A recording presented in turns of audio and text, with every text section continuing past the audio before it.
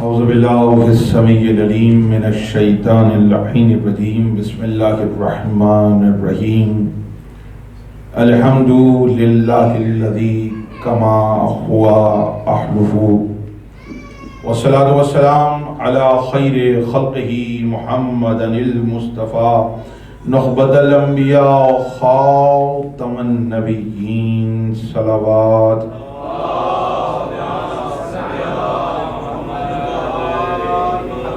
ووصیہ وخلیفتہ وصاحب لوائہ سید الاوصیاء امیر المؤمنین علی بن ابی طالب صلوات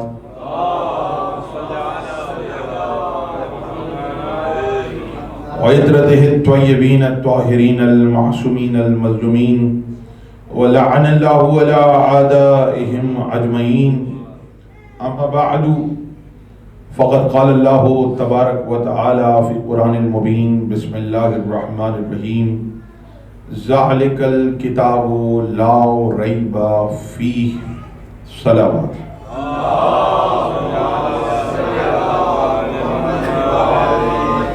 لسان اللہ ادرکنی تمام تعریفیں اللہ کے لیے درود و سلام محمد و آل محمد پر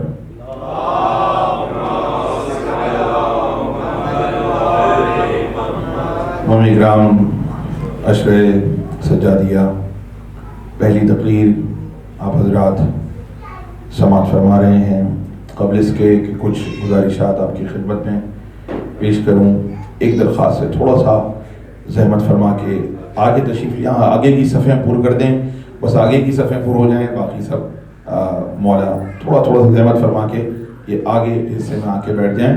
جس کو کوئی شرعی عذر ہے وہ بہرحال، مجھے اسلم ہاشم صاحب جناب نظر آ رہے ہیں، ادھر اوپر ہی بیٹھیے لیکن ادھر تشریف لے آئیے آپ پلیز۔ جس کو مولا نے جتنی قوت عطا کی ہے اتنی بلند آواز سے صلوات پڑھ دیں۔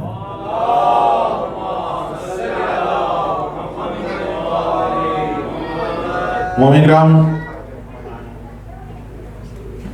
ایک بار باواز بلند آیت اللہ حسن رضا غدیری صاحب کی صحت و سلامتی کے لیے بلند آواز سے صلوات پڑھ دیں، ملکہ محمد والے محمد ہے۔ جتنے حاضرین ہیں ان میں جو بیمار ہیں پروردگار ان کو شفاء کاملہ عطا کرنے کے لیے پروردگار اتنی طاقت دے، جب تک زندگی لکھی ہے در حسین پہ بغیر کسی کے سہارے کے آئیں اور خود جائیں، اس کے لیے بھی ایک بار بلند آواز سے صلوات پڑھ دیں ملکہ محمد والے۔ میں نے بانی مجلس سے جب وعدہ ہوا تو عشرے کا موضوع میں نے پوچھا کہ کوئی موضوع آپ اگر مجھے عطا کر دیں تو اس موضوع پہ تقریر ہو جائے، تو انہوں نے صرف ایک بات کہی اور وہ کہا قبلہ موضوع صرف علی علی ہے، یہی موضوع ہے، تو آپ علی علی کرنا ہے، بس یہی موضوع ہے ہمارا۔ تو پھر میں نے سوچا جس کو بھی مولا اذن دیتے ہیں، مولا کا ذاکر ہو، عالم ہو، خطیب ہو، جس کو مولا جتنی توفیق دیتے ہیں وہ اتنا علی علی تو کرتا ہے، توفیق پہ ہے، کس کو کتنی توفیق ملے، جتنی توفیق ملے گی اتنا علی علی ہوگا۔ لیکن کیا ہی اچھا ہو 10 دن علی علی تو ہو لیکن ذرا نئے انداز سے ہو، کچھ ایسا ہو کہ جو عام روش سے ہٹ کے ہو، اس طرح عام روش ہوتی ہے، کچھ نئی گفتگو ہو، کچھ نیا پیرایا ہو۔ تو کوشش کی ہے اور موضوع رکھا ہے قرآن اور فضائل علی، تو 10 دن اسی پہ گفتگو ہوگی۔ دیکھیے ہر انسان اپنی اپنی اوقات کے مطابق علی کا ذکر کرتا ہے، ہر انسان اپنی توفیق کے مطابق علی کا ذکر کرتا ہے، جس کا جتنا ظرف ہوتا ہے اس کو اتنا علی عطا ہوتا ہے، جس کا جتنا ظرف ہوگا اتنا علی اس کو مل جائے گا۔ اور آپ ہر ایک سے امید بھی نہ لگایا کیجئے کہ ہر کوئی سلمان والے درجے پہ پہنچ جائے۔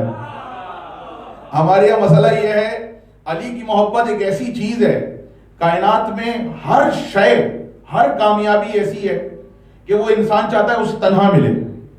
توجہ کیجئے گا، مطلب مجھے اگر کوئی کامیابی ملی ہے تو میں یہ چاہوں گا بھائی اس معاملے میں سب سے کامیاب میں ہی ہوں، کوئی اور نہ ہو۔ یہ انسان کی فطرت میں، اگر آپ کو کوئی کامیابی ملی ہے کسی شعبے میں ہمارے دونوں ذاکرین تشریف فرما ہیں، جناب سفیر شاہ صاحب اور ہمارے صفدر شاہ صاحب. تو ہر کوئی یہ چاہے گا جو مجھے ملا ہے وہ کسی کو نہ ملے.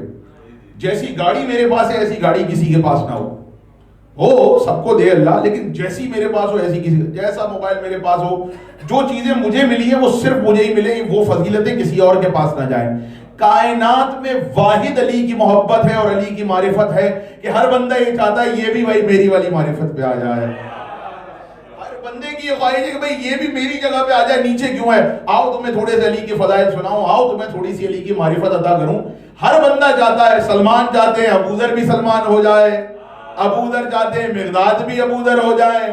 ہر کوئی نیچے والے بندے کو اوپر لانے کی کوشش کرتا ہے، حالانکہ اسے سمجھ لینا چاہیے علی با توفیق اور با ظرف ملتا ہے. ایسا نہیں ہو سکتا سب سلمان بن جائے. درجے ہیں، دیکھیے اب درجوں پہ تو گفتگو ہوگی کہ کس کو کون سا درجہ ملا، لیکن یہ واحد شے ہے کہ جو چاہتا ہے، جسے معرفت مل جائے نا، وہ چاہے گا یہ بھی معرفت والا ہو جائے، یہ بھی معرفت والا ہو جائے، یہ بھی عالم ہو جائے، یہ بھی فاضل ہو جائے. یعنی علی کی محبت ہر شے انسان کسی سے بانٹنے کے چکر میں نہیں ہے. دو ہی چیزیں ایسی ہیں کائنات میں جو انسان دوسروں میں تقسیم کرنا چاہتا ہے، ایک علی کی محبت ہے، ایک حسین کا غم ہے. بولو تاکہ پہچانے جاؤ. دیکھیے یقین کیجئے ظاہر سی بات ہے، انسان ہر ماحول کا عادی ہوتا ہے، خصوصاً جو جہاں جہاں پڑھتا رہتا ہے تو وہ ماحول کا عادی ہوتا ہے. یقین کیجئے کہ یہ لوگ کم نہیں ہیں، آپ انہیں کم سمجھ رہے ہیں کہ لوگ کم ہیں. اگر یہی لوگ میرے ساتھ شامل رہے تو بہت ہے، کم نہیں ہے. خوش قسمت ہیں جو یہاں موجود ہیں اور کم نہیں ہیں. وجہ بتا دوں، خدا کی قسم اتنے لوگ، یہ فضائل کا جملہ سمجھ کے سنیں یا مصائب کا، لیکن میں فضائل سے آپ کو مصائب سے فضائل سنا رہا ہوں. اتنے لوگ تو شہزادی کے جنازے میں نہیں نصیب ہوئے تھے علی کو، وہ بھی اس سے کم نہیں، اس سے تو زیادہ ہیں. تو اس بات کا اندازہ کر لیجئے گا یہاں پر کم بھی کم نہیں ہوتے.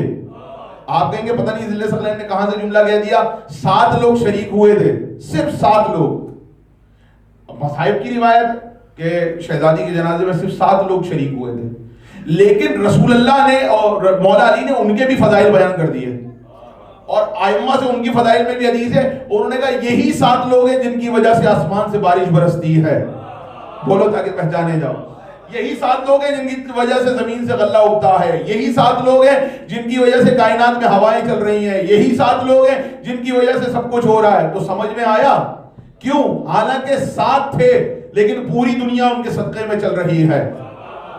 اس بات کو سمجھیے گا. اچھا ہم نے تو بچپن سے سنا ہے کائنات اللہ کہہ رہا ہے، کائنات سج رہی ہے، اے محمد و آل محمد تمہارے لیے بنائی ہے. اللہ کہہ رہا ہے حدیث کسا میں بھی آپ سنتے رہتے ہیں، میں تو کائنات نہ بناتا اگر تم پانچوں نہ ہوتے، میں کشتیاں نہ چلاتا تم پانچوں نہ ہوتے، سورج نہ چمکاتا تم پانچوں نہ ہوتے، چاند نہ چمکتا اگر تم پانچوں، ولا شمسا مضیّا ولا فلکا یدور ولا بحرا یجری ولا فلکا یسری الا فی محبت ہؤلاء الخمسۃ الذین، ان پانچوں کی محبت کے بغیر میں کائنات نہ بناتا، نہ سمندر میں کشتیاں ہوتی، نہ ہوائیں ہوتی، نہ آسمان ہوتا. ہم سن رہے ہیں کہ ان کے بغیر کائنات نہیں ہے، ان کی وجہ سے چل رہی ہے. اور پھر حدیث ہمیں نظر آتی ہے کہ اگر یہ 7 لوگ نہ ہوتے، انہی کی وجہ سے کائنات چل رہی ہے. یہ 7 لوگ نہ ہوتے جو جنازے میں شریک تھے تو کائنات نہ چلتی. تو میں ہاتھ جوڑ کے پوچھوں وہ حدیث صحیح ہے کہ یہ صحیح ہے؟ دیکھیں دونوں حدیث ہیں. تو آپ مجھ سے پوچھیں کہ وہ صحیح ہے کہ یہ صحیح ہے؟ دونوں صحیح ہیں. پنجتن پاک کے صدقے میں کائنات چل رہی ہے. لیکن اگر کوئی ان کے غم میں شریک ہو جائے، یہ اسے بھی کہتے ہیں تمہاری وجہ سے کائنات چل رہی ہے. سوچو جو سیدہ کے جنازے میں شریک ہوئے ان کی فضیلت یہ ہے. تو جملہ مجھے کہنے کی اجازت دیجئے، جو حسین کی مجلس میں آ جائے ہوائیں اس کی وجہ سے چل رہی ہے، کائنات اس کی وجہ سے باقی ہے، زمین اس کی وجہ سے قائم ہے.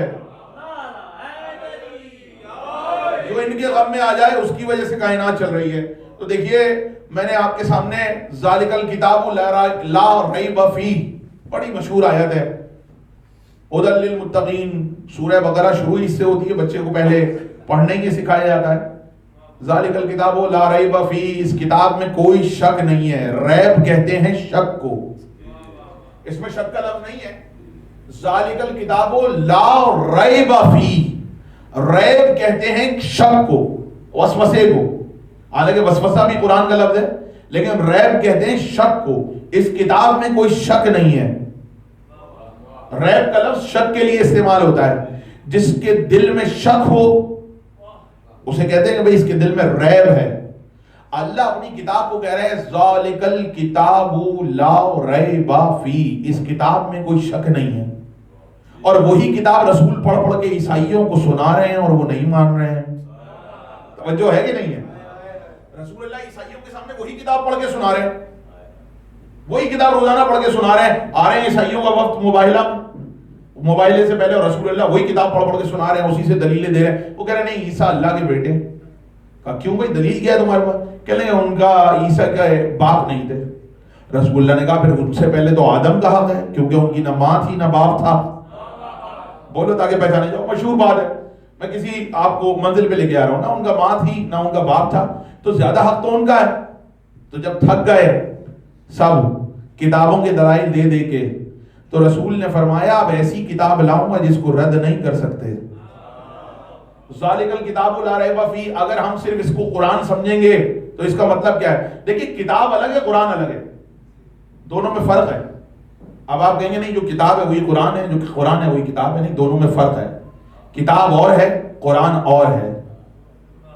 کتاب میں قرآن ہے یا قرآن میں کتاب ہے؟ آپ سلامت رہیں. بسم اللہ الرحمن الرحیم، سورہ واقعہ. فلا اقسم بمواقع النجوم. میں قسم نہیں کھاتا. فلا اقسم، اللہ کہہ رہا ہے میں قسم نہیں کھاتا. فلا اقسم بمواقع النجوم وانه لقسم لو تعلمون عظیم. لیکن اس لیے کھا رہا ہوں کہ یہ قسم بڑی عظیم ہے. پروردگار کیا کہیں گے قسم کھا رہا ہے، یہ تو غور کیجئے گا. فلا اقسم بمواقع النجوم، میں قسم نہیں کھاتا لیکن ستاروں کی منزلوں کی قسم. اور جو کیجئے گا فلا اقسم، میں قسم نہیں کھاتا بمواقع النجوم، ستاروں کے اترنے کی جگہ کی قسم، موقعوں کی قسم جہاں پہ ستارہ آیا. فلا اقسم بمواقع النجوم وانه لقسم لو تعلمون عظیم. اگر تم سمجھو تو یہ سب سے عظیم قسم ہے. پروردگار قسمیں کیا کھا رہا ہے؟ پروردگار کہہ رہا ہے طٰہٰ مزمل مدثر. یہ کس کی قسم ہے؟ رسول اللہ کی. یاسین، رسول اللہ کی قسمیں کھا رہا ہے اللہ. لیکن کسی قسم کھانے کے بعد اللہ نے یہ لہجہ اختیار نہیں کیا جو اس میں کیا.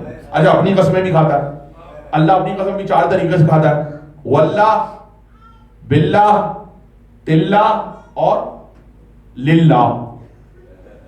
باللہ کہ جب بھی اپنی قسم کھائی ہے اللہ نے تو اللہ نے قسم کھائی ہے باللہ، تلہ، واللہ اور للہ.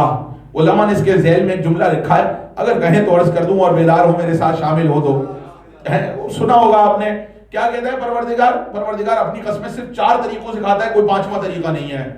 باللہ، واللہ، باللہ، تلہ، واللہ، للہ. علماء نے لکھا یہی 4 طریقے ہیں جس کی اللہ قسم کھاتا ہے جس طریقے سے، اور اس میں باللہ، تلہ، واللہ اور للہ ہے. باللہ میں پہلے بے ہے، تلہ میں پہلے تے ہے، واللہ میں پہلے واو ہے، للہ میں اس کے بعد لام ہے. تو بنتا ہے بطول. بولو تاکہ پہچانے جاؤ. بطول بنتا ہے. باللہ، تلہ، واللہ، للہ پہلا حرف لو تو بطول بنتا ہے. تو اللہ کوئی قسم اپنی جب بھی کھاتا ہے بطول کی نسبت سے کھاتا ہے. یہ راز ہے اللہ کی قسموں کے. تو بات سمجھتے جائیے. اللہ یہ 4 طریقے سے قسم کھا رہا ہے. 4 قسمیں کھائی اللہ نے. اپنی قسم اللہ نے کہیں اس کے بعد یہ لہجہ اختیار نہیں کیا جی میں نے اپنی قسم کھائی بہت بڑی قسم ہے، نہیں کہا اللہ نے. اللہ نے رسول کی قسم کھائی، اللہ نے نہیں کہا کہ بہت اعلیٰ قسم کھا لی میں نے. اس کے بعد پروردگار نے قسم کھا رہا ہے قلم کی. اللہ کہیں نہیں کہہ رہا قلم کی قسم کھا لی بہت عظیم قسم ہے. اللہ فرشتوں کی قسم کھا رہا ہے، نہیں کہہ رہا بہت عظیم قسم ہے. پروردگار نے زمین کی قسم کھائی بلد، نہیں کہا اللہ نے عظیم قسم ہے. بہت قسمیں کھائی ہیں اللہ نے قرآن میں. اب مجھے نہیں معلوم، دیکھیے بات سمجھنے کی ہے. میں اگر یہاں پر ہوں اور میں آپ کے سامنے کوئی بات کہنا چاہوں توجہ کیجیے گا، اور میں کہوں قبلہ میں آپ کے سامنے، آپ کہیں کہ بھائی ہمیں آپ کی بات کا اعتبار نہیں ہے، میں کہوں میرے مفلر کی قسم، کیسا لگے گا آپ کو؟ میں کہوں بھائی میری انگوشتری کی قسم، انگوٹھی کی قسم، پھر میں کہوں بھائی میرے ہاتھوں کی قسم، تو سامنے والا کہے گا ہم آپ کی بات نہیں مان رہے تو آپ کے مفلر کی قسم کو کیا برداشت کریں گے؟ آپ اپنے مفلر سے افضل ہیں نا بھائی، میں اپنے مفلر سے افضل ہوں، تو آپ کہیں گے جب ہم آپ کی بات نہیں مان رہے تو اس کی قسم کا کیا اعتبار کریں؟ آپ کہہ رہے ہیں میرے ہاتھوں کی قسم، ہم پورے آپ کو نہیں مان رہے، آپ کے صرف ہاتھ کو کیا مانیں گے؟ توجہ ہے؟ تو پھر مجھے قسم کھانی ہوگی ایسی چیز کی جس پر آپ کو زیادہ یقین ہو، بولو تاکہ پہچانے جاؤ۔ میں قسم کھاؤں گا ایسی شے کی، یا فرض کیجئے میں ابھی اس ممبر کے پیچھے چلا جاتا ہوں، میں آپ کو نظر نہیں آ رہا، اور میں کہوں گا کہ بھائی میں قسم کھا رہا ہوں، آپ کہیں گے بھائی آپ نظر ہی نہیں آ رہے، تو آپ کی قسم کیا ہم مانی رکھتے کہ آپ نظر ہی نہیں آ رہے؟ تو میں ایسی چیز کی قسم کھاؤں گا جو آپ کے سامنے ہوگی۔ میں اگر پیچھے ہوں گا کہیں اور ہوں گا تو میں کھاؤں گا ممبر کی قسم، قسم میں اس کی کھاؤں گا جو آپ کی نگاہوں کے سامنے ہو۔ لیکن اب مجھے یہ بتائیے، یا پھر اس کی قسم کھاؤں گا جو مجھ سے افضل ہو؟ بھائی بولو تاکہ پہچانے جاؤ۔ میں قسم کھاؤں گا جو مجھ سے افضل ہو، اللہ کس کی قسم کھائے گا کیونکہ سب سے افضل وہ ہے؟ بولو تاکہ پہچانے جاؤ۔ توجہ ہے؟ سب سے افضل وہ ہے، وہ کس کی قسم کھائے گا؟ اور پھر کیوں کھائے گا؟ اس سے افضل تو کوئی نہیں ہے، سب سے افضل اللہ ہے۔ تو دو ہی وجہ سمجھ میں آتی ہیں اللہ کی قسم کھانے کی، ایک تو اس کی شے کی قسم کھا رہا ہے، سورج کی قسم، چاند کی قسم جو تمہیں نظر آ رہی ہے، بھائی جو تم دیکھ رہے ہو میں اس کی قسم کھا لیتا ہوں۔ دوسری شے جو شے کی اللہ قسم کھا رہا ہے، اللہ اس کی عظمت بتانا چاہتا ہے، جس کی قسم میں کھا لوں وہ کتنا عظیم ہوگا، بولو تاکہ پہچانے جاؤ۔ تو قسموں کا مطلب سمجھ گئے؟ مشکل حل ہو گئی۔ اب میں آپ کو کسی جگہ لے چلوں، اللہ قسم کھا کے بتا رہا ہے کہ جس کی میں قسم کھا رہا ہوں اس کی عظمت کیا ہوگی۔ اللہ نے اتنی ساری قسمیں کھائی، سورج، چاند، قلم، رسول اللہ کی اپنی، کہیں اللہ نے کہا میں بہت عظیم قسم کھا رہا ہوں۔ ایک قسم ہے جس کے لیے اللہ نے یہ کہا ہے فلا اقسم بمواقع النجوم وانه لقسم لو تعلمون عظیم، میں قسم نہیں کھاتا لیکن ستارے کے اترنے کی جگہ کی قسم،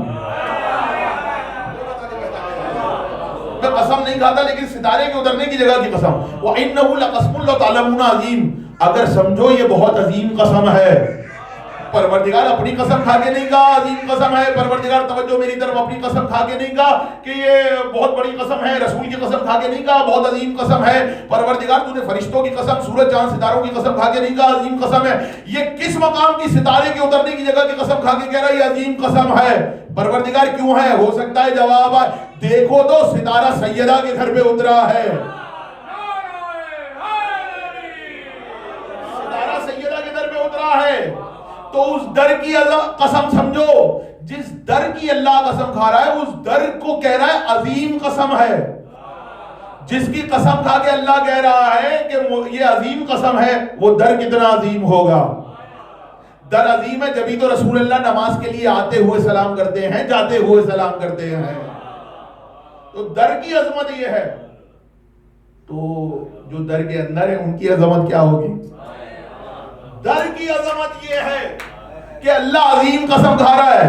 میں جملہ آپ نے سنا ہوا ہوگا لیکن میں اسے قرآن سے جوڑ رہا ہوں۔ در کی عظمت یہ ہے کہ اللہ قسم کھا رہا ہے اس در کی، تو وہ در کتنا عظیم ہوگا؟ اب سمجھ میں آیا سلمان اپنی ریش سے وہاں جھاڑو کیوں لگاتے تھے؟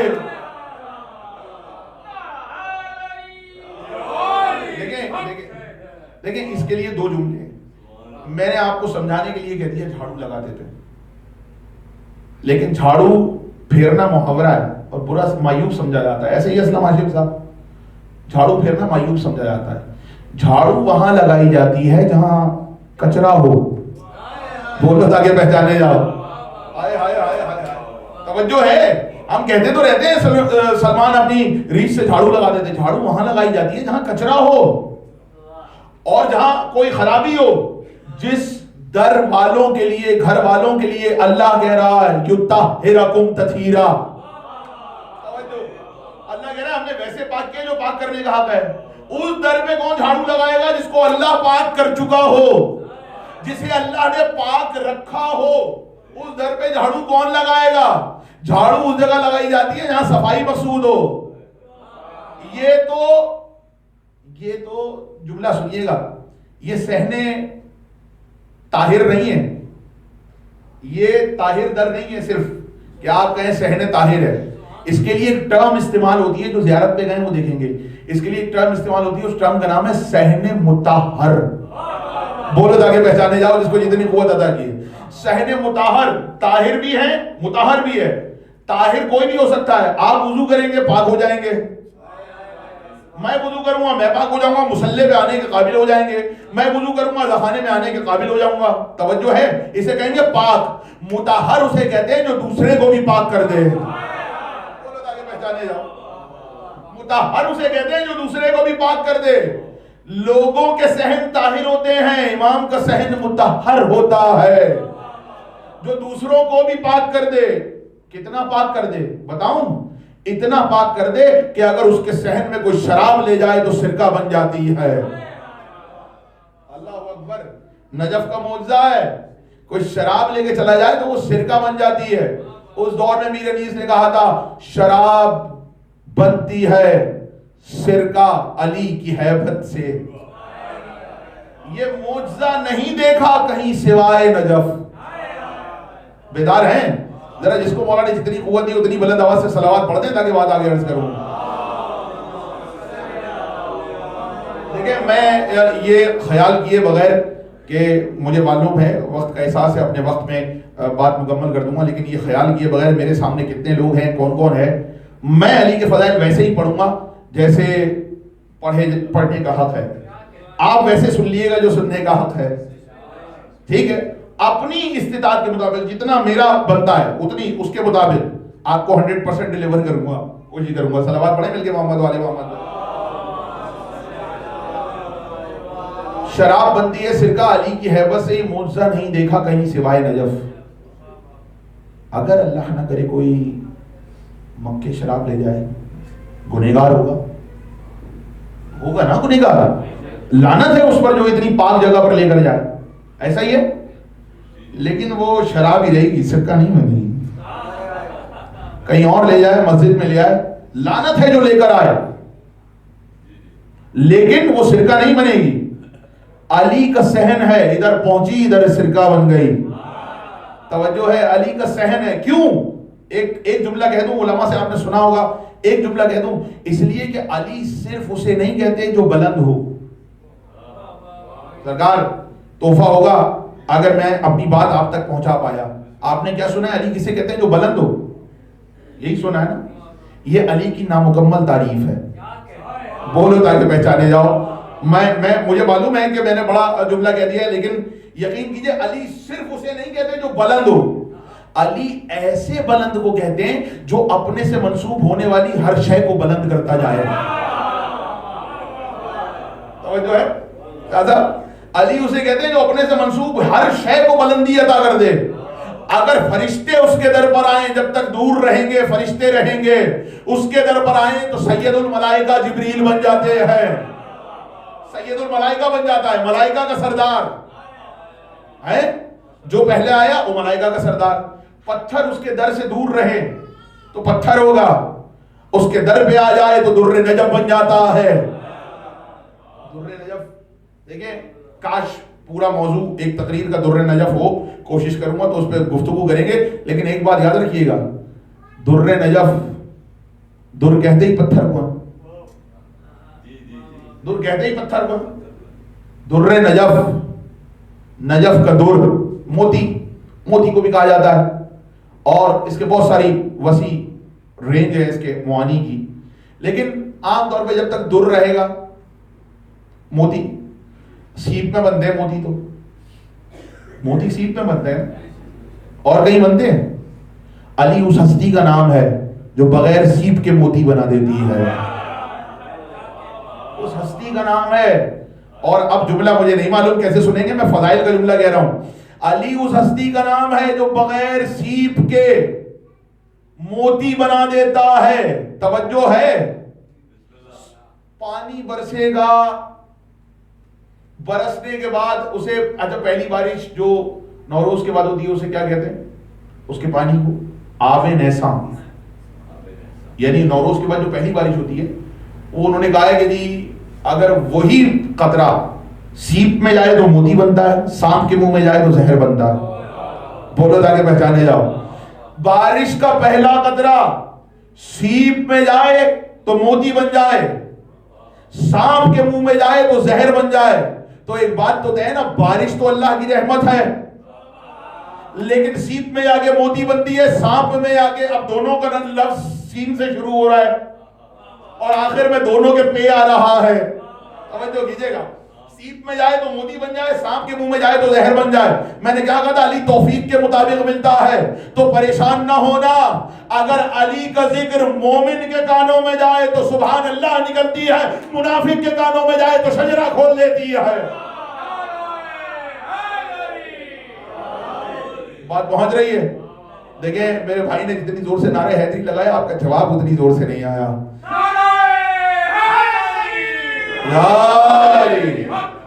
علی کا نام لیتے ہوئے شرمائے وہ جس کے مولا نے اسے کسی میدان میں شرمندہ رہنے دیا ہو۔ وہ شرمائے اپنے والوں کا نام لیتے ہوئے جو کسی معاملے میں شرمندہ ہو جائیں، نہیں فلاں میدان میں ہم ان کا نام نہیں لے سکتے، شرمندہ ہو گئے تھے۔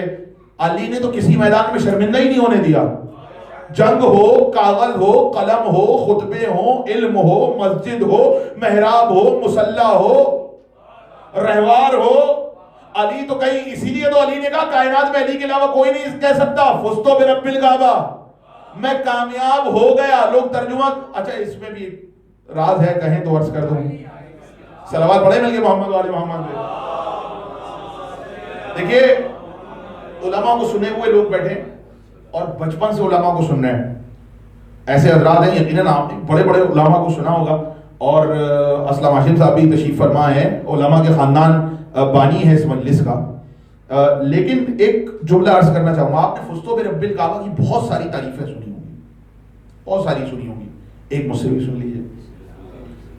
مولا سے عام طور پہ کہتا ہوں میں کہ یوٹیوب سے یاد کر کے مجلس نہیں پڑھ رہا، مولا کے در پہ کچھ سجدے کیے ہیں تو کچھ وہاں سے تحفے ملتے ہیں، وہ آپ کی خدمت میں پیش کر رہا ہوں، تو یہ یاد رکھیے گا۔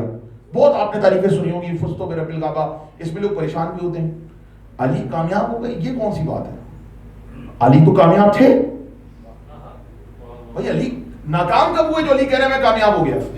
اس بات کو سوچئے گا، کون سا ایسا میدان تھا جب علی کامیاب نہیں تھے کہ علی آج تلوار کھا کے کہہ رہے ہیں فزت برب الکعبہ میں کامیاب ہو گیا؟ دلیل بتاؤں، یہ علی تو ہمیشہ سے کامیاب ہے، علی کہتے ہی اسے جو کامیاب ہو، بولو تاکہ پہچانے جاؤ۔ یہ کیوں کہہ رہا ہے میں آج کامیاب ہو گیا، اس کی راز بتا رہا ہوں آپ کو، اور یہ آپ کے لیے تحفہ ہے۔ دیکھیے کوئی بہت بڑا لائر ہے، لائر بیٹھے ہوئے ہیں یہاں پر ماشاءاللہ، کوئی بہت بڑا لائر ہے، تو جب تک وہ زندہ رہے اس کے نام کے ساتھ کہا جائے گا بھائی بہت بڑا لائر تھا، اور اگر فرض کریں اس کا بچہ اتنا قابل لائر نہ بنا، اللہ نہ کرے، تو کہیں گے بھائی اس کا باپ بہت بڑا لائر تھا، یہ بچہ جو ہے نا ادھر نہیں آ سکا۔ کوئی بہت بڑا عالم ہو اور بیٹا اتنا بڑا عالم نہ ہو تو لوگ کہیں گے بھائی خود تو بڑے عالم تھے لیکن ان کا جو بیٹا تھا وہ عالم نہیں بن سکا۔ وہ خود تو عالم تھے لیکن ان کے بھائی جو تھے نا وہ عالم نہیں تھے۔ توجہ کیجئے گا بھائی، وہ خود تو عالم تھے، ان کی زوجہ وائف عالمہ نہیں تھی، ٹھیک ہے؟ کوئی بہت بڑا ڈاکٹر بن گیا، اب اس کو ڈاکٹر، کامیاب ترین ڈاکٹر ہے دنیا کا، اب وہ کہیں گے یہ تو کامیاب ڈاکٹر ہے، اس کے گھر میں کوئی اور اچھا ڈاکٹر نہیں ہے، ایک دو ہیں لیکن اچھے ڈاکٹر نہیں ہیں، یہ کامیاب ڈاکٹر ہے۔ پھر اس کا بیٹا، اس کو بیٹے کے لیے مسئلہ ہو جائے گا، وہ کہے گا اس کا باپ بہت اچھا ڈاکٹر تھا، یہ اچھا ڈاکٹر نہیں ہے، ٹھیک ہے؟ اب کوئی بندہ جو ہے نا بہت بڑا بزنس مین بن گیا، توجہ کیجیے گا میری مثال ضائع نہ کیجیے گا، کوئی بہت بڑا بزنس مین بن گیا، اربوں ڈالر کما لیے اس نے، وہ کہیں گے بھائی ماشاءاللہ اربوں ڈالر کما لیے، بیٹے کے پاس بھی اتنی اربوں ڈالر ہیں، لیکن اس کے جو دوست تھے نا پرانے، اس نے اپنے دوستوں کو چھوڑ دیا، اس کے سارے دوست فقیر ہیں، وہ تو کامیاب ہو گیا، اس کے دوست کامیاب نہیں۔ توجہ کیجیے گا، اچھا وہ کامیاب نہیں بھائی، وہ تو بہت بڑا بزنس مین ہے، دنیا کا سب سے امیر آدمی ہے، اس کا بھائی بڑا غریب ہے، سنتے رہتے ہیں آپ بھائی، سنتے رہتے ہیں، اس کا بھائی بڑا غریب ہے، بھائی وہ تو بڑا امیر ہے، اس کا فلاں رشتہ دار بڑا غریب ہے، سمجھ گئے بات کو؟ تو کامیابی تو ملتی ہے لیکن اس کے ساتھ ایک ناکامی جڑی ہوتی ہے۔ بندہ خود کامیاب ہوگا تو گھر میں کسی کو ناکام کہتے ہیں، ارے بھائی وہ ناکام ہے۔ علی نے یہ اپنی کامیابی کا اعلان نہیں کیا، اپنے آس پاس والوں کی کامیابی کا اعلان کیا ہے۔ بولو تاکہ پہچانے جاؤ، یہ خالی اپنی کامیابی علی تو ہمیشہ سے کامیاب ہے، اپنے آس پاس والوں کی کامیابی کا اعلان کیا، میں بھی کامیاب، میری زوجہ بھی کامیاب، میرے بیٹے بھی کامیاب، میری نسل بھی کامیاب، میرے بھائی بھی کامیاب، میری بہنیں بھی کامیاب، میرا نبی بھی کامیاب، میرے محب بھی کامیاب، میرے شیعہ بھی کامیاب. ہائے ہائے ہائے ہائے، میں بھی کامیاب، میرے شیعہ بھی کامیاب. حدیث قصہ میں اعلان ہے نا، اخبرنی مال جلوسنا، کہ جو ہم مجلس میں بیٹھے ہوئے اس کا اللہ کے نزدیک کیا مقام ہے. تو کہا رسول اللہ نے، اے علی جو بھی اس مجلس میں آئے گا حدیث قصہ سننے، پڑھتے ہیں نا آپ، کیا کہتے ہیں؟ فرج اللہ غم، اللہ اس کے غم دور. اچھا اس پہ پھر کیا کہتے ہیں؟ پبلک کیا کہتی ہے؟ الہی آمین. یہ ایک ٹرینڈ بن گیا ہے کہ وہ کہتے ہیں فرج اللہ ہما ولا مغموم الا وکشف اللہ غما ولا طالب حاجت الا وقضى اللہ حاجتہ. یہ کہتے ہیں نا تو سب کہتے ہیں آمین. یہ آمین والا ہے نہیں جملہ، شاید نیا رخو. فرج اللہ ہما، جو بھی پریشان ہوگا، رسول کہہ رہے ہیں علی سے، اللہ اس کی پریشانی دور کر دے گا. ولا مغمومن، کوئی مغموم نہیں ہوگا، الا وکشف اللہ غما، لیکن اس کے غم دور کر دے گا. ولا طالب حاجت الا وقضى اللہ حاجہ، کوئی بھی حاجت طلب کرنے والا نہیں ہوگا لیکن اللہ دے دے گا، اس کی حاجت کو پورا کر دے گا. رسول گارنٹی دے رہے ہیں جو علی سے محبت کرے گا، حدیث کے ساتھ سنے گا، اس کے غم دور ہو جائیں گے، اس کی حاجتیں پوری ہو جائیں گی، اس کے غم دور ہو جائیں گے. تو رسول اللہ یہ دعا نہیں کر رہے، گارنٹی دے رہے ہیں. اس پر علی نے کہا پھر تو میں بھی کامیاب، میرے شیعہ بھی کامیاب. بات پہنچ رہی ہے؟ آپ سلامت ہیں، آپ دیے، میں بھی کامیاب، میرے شیعہ بھی کامیاب. او بھائی اس کے دوست ناکام، اس کا بیٹی ناکام، اس کا بیٹا ناکام. علی کائنات کا فزدو بے رب الکعبہ کا جملہ میرا یاد رکھیے گا، جب یاد آئے دعا ضرور دیجیے گا. علی اس کو کہتے ہیں جس کے دوست بھی کامیاب، جس کے بیٹے بھی کامیاب، جس کی نسل بھی کامیاب، جس سے محبت کرنے والے بھی کامیاب. شیعہ اور ہیں، محب اور ہیں. بولو تاکہ پہچانے جاؤ. بھائی شیعہ اور ہیں، محب اور ہیں. بیدار ہیں؟ توجہ کیجئے گا. امام حسن عسکری علیہ السلام، جس کو مولا نے میرے ساتھ طاقت دی ہے بولنے کی، لسان اللہ کے نام پہ وہ ذرا بلند آواز سے صلوات پڑھ دے محمد والے امام.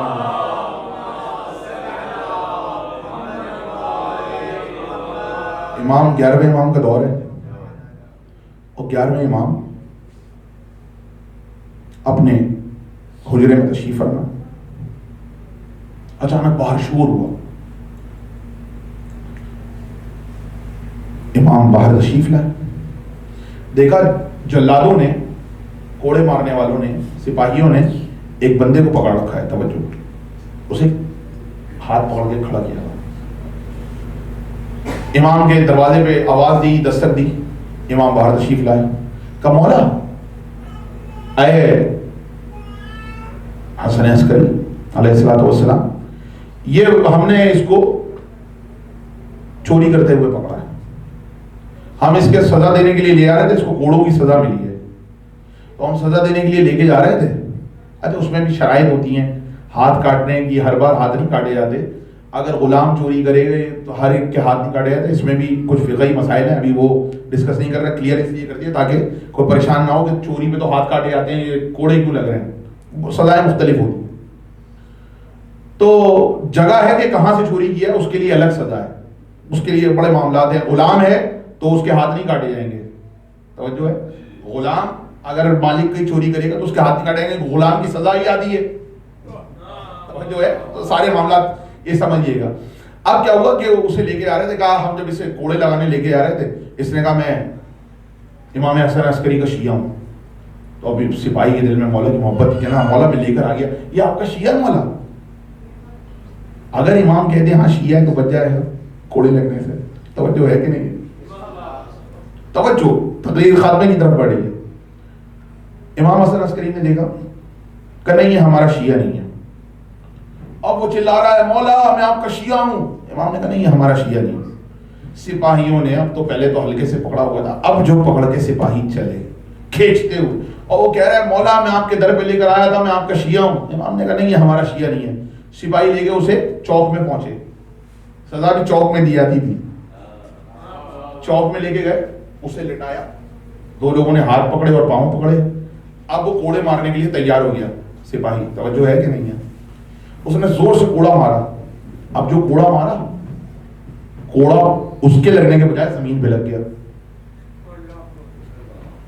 پھر اس نے دوسری بار کوڑا مارا, پھر وہ زمین پہ لگ گیا.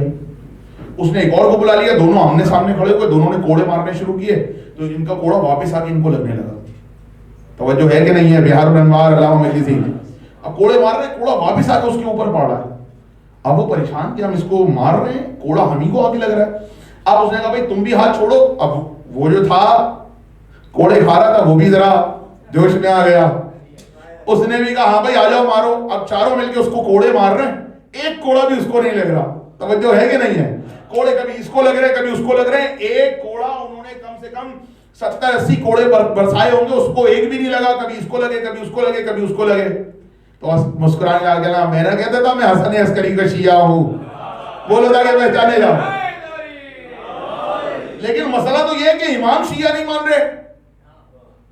تو اب واپس اسے لے کے امام کے گھر پہ آئے, دستک دی, مولا پھر آئے, آپ کے مسکراتے ہوئے آئے. توجہ کیجیے گا. کہا مولا آپ نے کہا تھا یہ میرا شیعہ نہیں ہے, لیکن یہاں پہ تو اس نے معجزہ کر دیا. بولا تاکہ پہچانے جاؤ. مطلب سمجھ رہے ہیں. مولا اس نے معجزہ کر دیا. کہا کیا ہوا؟ کہا اس کے کوڑے مار رہے ہیں, اس کے لگتے نہیں ہیں, کبھی ہم ہی کو آگے لگتے ہیں, کبھی زمین پہ لگتے ہیں, کبھی ادھر لگتے ہیں, کبھی ادھر لگتے ہیں. تو مولا کہنے لگے یہ اس کا معجزہ نہیں ہے, ہمارا معجزہ ہے. اس کا معجزہ نہیں ہے, ہمارا معجزہ ہے. کہا مولا آپ ہی نے تو کہا آپ کا شیعہ نہیں ہے. کہا خدا کی قسم یہ ہمارا شیعہ نہیں ہے. کہا مولا پھر یہ معجزہ کیسے ہو گیا؟ مولا نے فرمایا یہ شیعہ نہیں ہے, یہ ہمارا محب ہے. بولو تاکہ پہچانے جاؤ. یہ شیعہ نہیں ہے, یہ ہمارا محب ہے. اگر اسے پتا ہوتا شیعہ کیا ہوتا ہے اور یہ شیعہ ہونے کا دعویٰ کرتا تو کوڑے اسی کو لگتے. اس کو پتا نہیں ہے شیعہ کیا ہوتا ہے, یہ اپنا شیعہ سمجھتا ہے, یہ ہمارا شیعہ سمجھتا ہے اپنے آپ کو. یہ شیعہ نہیں ہے, محب ہے. جن کے محبوں کی عظمت یہ ہو, ان کے شیعوں کی عظمت کیا ہوگی, اور جن کے شیعوں کی عظمت یہ ہو, اس امام کی عظمت کیا ہوگی. اس بات کو سمجھیے گا. کہا نہیں یہ ہمارا محب ہے. تو علی کیا کہہ رہے ہیں حدیث کتاب میں, ہمارا محب بھی کامیاب, ہمارے شیعہ بھی کامیاب. جس کے محب کامیاب ہوں, شیعہ کامیاب ہوں. اچھا آپ کہیں گے کتنا اچھا دور تھا, کچھ غلطیاں ہو جاتی نہیں, مولا کا محب ہونے کی وجہ سے بچ جاتے تھے. کاش ہمارے دور میں مولا ہوتے, ہم بھی کسی خطا سے بچ جاتے. دل میں آئی بات کہ نہیں آئی؟ آئی. تقریر ختم ہو رہی ہے کہ ہم بھی کاش بچ جاتے. امام باقر اپنے صحابی کے ساتھ جا رہے تھے. توجہ کیجئے گا. ایک شخص کو بیچ سڑک پہ کوڑے لگ رہے تھے. امام محمد باقر اپنے صحابی کے ساتھ ادھر سے گزر گئے. آگے آنے کے بعد کہا مولا یہ آپ کا چاہنے والا ہے. مولا آگے پہنچے, کہا دیکھ کر آئے اس کے ہاتھ میں عقیق ہے کہ نہیں ہے. توجہ, دیکھ کے آئے اس کے ہاتھ میں عقیق ہے کہ نہیں ہے. امام باقر نے اس کو بھیجا, وہ واپس آیا, واپس پہنچ کے کہا نہیں مولا اس کے ہاتھ میں عقیق نہیں ہے. مولا نے فرمایا اگر اس کے ہاتھ میں عقیق ہوتا تو اس سزا سے بچ جاتا.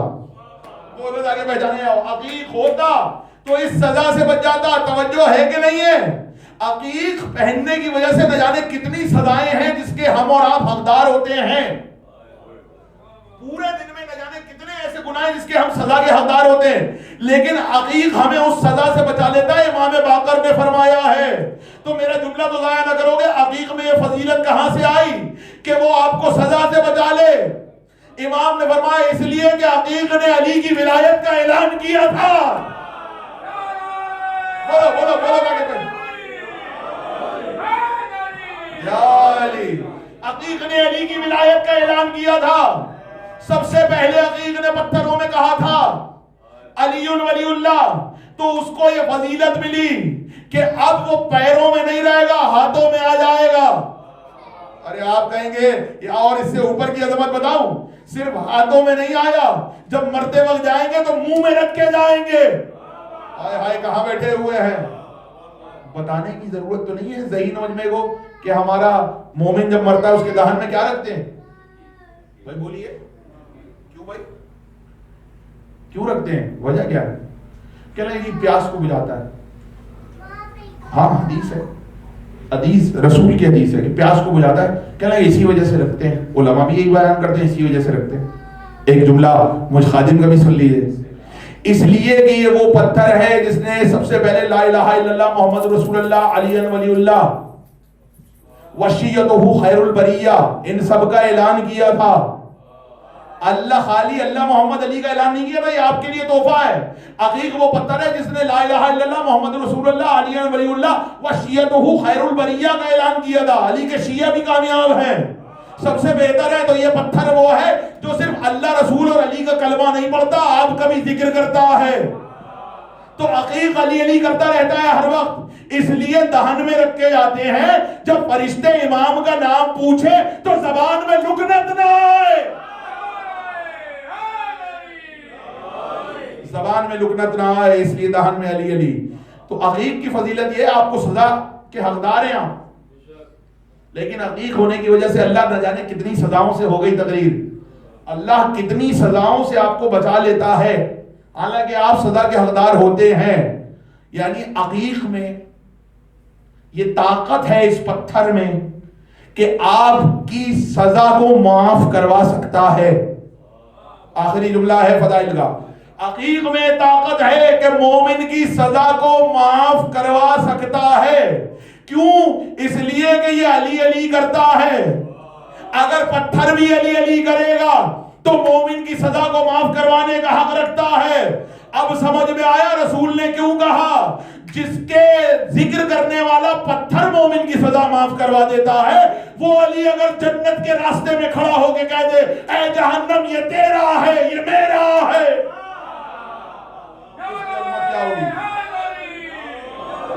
کیا ہوگی اس علی کی عظمت کہ جس کا پتھر لوگوں کے گناہ معاف کروا رہا ہے, جس کا پتھر لوگوں کی سزا معاف کروا رہا ہے, وہ علی کس کس کی سزا معاف کروائے گا.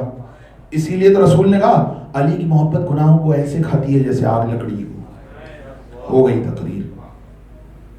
آج کی حد تک بات کامل ہوئی, کل اسی موضوع کو اور آگے بڑھائیں گے اور قرآن اور فضائل علی پر اور کچھ گوشے آپ کے سامنے رکھیں گے. میں نے جملہ کہا کہ ہر مرنے والے کے دہن میں عقیق رکھا جاتا. علی اکبر حسین کا بیٹا, جنگ کی علی اکبر نے, قیامت کی جنگ ہے جناب علی اکبر کی جو علی اکبر نے کی ہے. جب جنگ کر چکے تو ایک مرتبہ, اچھا یہ بھی علماء نے بتایا کہ واپس کیوں آئے تھے. علی اکبر وہ ہیں کہ جو جنگ کے لیے گئے اور واپس آئے, اور کوئی شہید جا کے واپس نہیں آیا. علی اکبر واپس آئے. پتہ ہے کیوں واپس آئے؟ جب علی اکبر کے مقابلے میں ایک بہت بڑا پہلوان آیا نا, تو امام حسین کے چہرے پر اضطراب نمایاں ہوا. تو امام خیمے میں آئے اور بیویوں کو بلایا. توجہ کیجیے گا, جو رونے آیا ہے, جو پرسہ دینے آیا ہے, چند آنسو اگر آپ کی آنکھوں سے نکل آئے تو یقین کیجیے یہ پرسے کی قبولیت کا باعث ہوگا. واپس آئے امام حسین خیمے میں, اور خیمے میں تمام بیویوں کو بلایا, شہزادیوں کو بلایا, اب مادر علی اکبر کو بلایا اور آ کے کہنے لگے میں نے سنا ہے کہ ماں کی دعا بیٹے کے حق میں قبول ہوتی ہے. آیا مادر علی اکبر دعا کرو, میرے علی اکبر کے سامنے ایک بہت بڑا پہلوان آیا ہے. تو جناب شہزادی نے کہا وہ آپ کا بیٹا ہے. آقا وہ آپ کا بیٹا ہے. تو وہ پہلوان کو آپ اتنا اضطراب میں کیوں ہیں؟ امام حسین نے فرمایا بیٹا تو ہے لیکن خیال یہ ہے وہ سیراب ہے, میرا بیٹا 3 دن کا پیاسا ہے. اجرکم علی الزہرا, میرا بیٹا 3 دن کا پیاسا ہے. عزادارو ماتم دارو کوشش کیا کرو, جب مجلس میں آیا کرو رویا ضرور کرو, کچھ کرو نہ کرو رویا ضرور کرو. اور یہ جملہ ماتم داروں کے لیے تحفہ ہے, اور میں اکثر و بیشتر یہ جملہ اپنے مصائب میں پڑھتا ہوں. جناب سیدہ نے تمہارے آنسو مانگے, جناب سیدہ نے کہا تھا میرے بچے کو روئے گا کون، اس لیے ہر رونے والے کی آنکھوں کے نیچے میری شہزادی رومال لے کر آتی ہے کہ چند آنسو لے کے جائے۔ اب ہو سکتا ہے تمہارے ذہن میں سوال ہو، شہزادی نے آنسو مانگے، ہم تو ماتم کرتے ہیں، تو ماتم کیوں کرتے ہیں؟ تو یہ جملہ تمہارے لیے تحفہ ہے۔ ماں نے آنسو مانگے، بیٹی نے شام میں ماتم مانگا، میں نے اپنے بھائی کا ماتم نہیں کیا۔ آنسو زہرا کا ارمان ہے، ماتم سیدہ زینب کا ارمان ہے۔ جملہ سن لیا تو ایک بار آئے، کہا آپ کا بیٹا ہے؟ کہا ہاں، لیکن میرا بیٹا 3 دن کا پیاسا ہے۔ تو کہتے ہیں مادر علی اکبر نے اور جناب تمام شہزادیوں نے خیمے کے نیچے دعا مانگی اور جملہ یہ کہا، اے یعقوب سے یوسف کو ملانے والے میرے علی اکبر کو مجھ سے ملا دے۔ یہ نہیں کہا میرے علی اکبر کو زندہ رکھ، صرف یہ جملہ کہا۔ ماں جانتی تھی نا کہ مجھے قربانی پیش کرنی ہے، ماں نے صرف اتنی دعا مانگی، اے یعقوب سے یوسف کو ملانے والے میرے علی اکبر کو مجھ سے ملا دے۔ ادھر علی اکبر نے اس پہلوان کو قتل کیا، واپس خیمے میں آئے، اور خیمے میں جیسے آئے حسین نے کہا تمہاری ماں نے دعا کر کے بلایا ہے، جاؤ مادر سے مل لو۔ مادر سے ملے، شہزادیوں سے ملے، جناب زینب سے ملے، مل کے واپس آئے بابا کے پاس، بابا میں نے کیسی جنگ کی؟ کہا علی اکبر تم نے بہت قیامت کی جنگ کی ہے۔ کہا بابا ایک بات آپ سے پوچھنی ہے۔ کہا پوچھو علی اکبر۔ کہا بابا جب میں جنگ کر رہا تھا میری دائیں طرف سے آواز آتی تھی مرحبا علی اکبر، مرحبا علی اکبر۔ جب میں دائیں دیکھتا کوئی نظر نہ آتا، پھر بائیں سے آواز آتی، میں بائیں دیکھتا آواز آتی مرحبا علی اکبر، میں بائیں دیکھتا کوئی نظر نہ آتا۔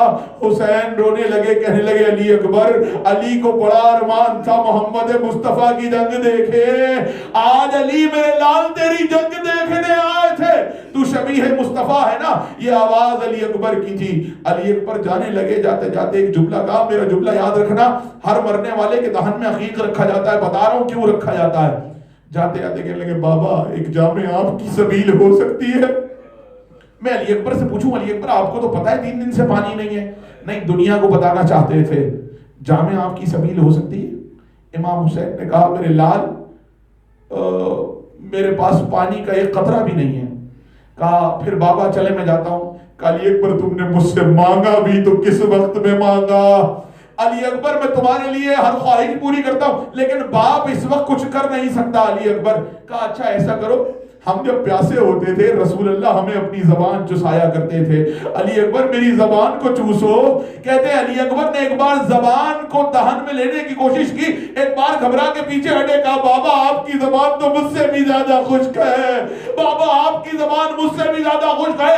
ایک مرتبہ علی اکبر کو کہا حسین میں نے اپنے نانا سے سنا ہے، ارے عقیق پیاس کو بجھاتا ہے، 2 جملے، عقیق پیاس کو بجھاتا ہے، ایسا کرو یہ عقیق تمہارے دہن میں رکھ دیتا ہوں۔ حسین نے عقیق علی اکبر کے دہن میں رکھ دیا۔ جملہ سنو گے میرا، ارے قیامت کا جملہ ہے، رونے میں کمی نہ کرنا جوانوں، ہر مرنے والے کے مرنے کے بعد دہن میں عقیق رکھا جاتا ہے۔ علی اکبر وہ غریب ہے، ارے جس کی زندگی میں اس کے دہن میں عقیق رکھا۔ حسین کو معلوم تھا اب علی اکبر نے لوٹ کے آئیں گے، علی اکبر نے دہن میں عقیق رکھے رکھے جنگ کی اور جملہ ختم ہو گیا۔ یہ قافلہ سفر میں ہے نا، تو جملہ سن لو، علی اکبر نے عقیق دہن میں رکھ کے جنگ کی اور آخری وقت میں علی اکبر نے ایک جملہ کہا سنے، آخری جملہ ہے، کہتے ہیں حسین کے پاس آ کے بیٹھے اور کہتے ہیں بابا آپ نے مجھے اجازت دے دی تو میرے پیچھے کیوں آتے ہیں؟ تو ایک جملہ کہا حسین نے، علی اکبر کاش کوئی تمہارا بیٹا ہوتا۔ اس کے بعد حسین کے کانوں میں کچھ کہا، کچھ کہنا تھا، علی اکبر چلے گئے، حسین تڑپ کے رونے لگے۔ ایک مرتبہ پوچھا جناب زینب نے، بھائی علی اکبر نے آپ کے کانوں میں کیا کہا تھا؟ حسین رو کے کہتے زینب کربلا کا دستور بدل گیا، دستور یہ ہے بوڑھا باپ جوان بیٹے کو وصیت کرتا ہے۔ ہائے علی اکبر نے بوڑھے باپ کو وصیت، بابا میرے بعد میری ماں کے پردے کا خیال۔